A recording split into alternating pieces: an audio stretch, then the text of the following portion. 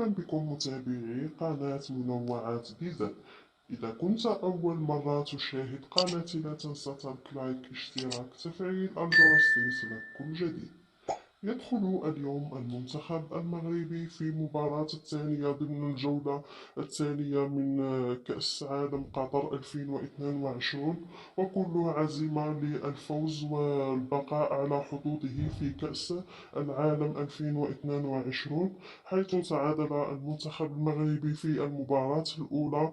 واليوم سوف يدخل بكل عزيمة، وسوف نبث لكم هذه المباراة بجودة عالية جدا وبدون تقطع في قناة منوعات دي زد. تابعوا البث لي الأخير بجودة عالية، لا تنسوا ترك لايك كي يبدأ البث بدون تقطع في قناة منوعات دي زد. حظ موفق للمنتخب المغربي الشقيق في هذه المباراة.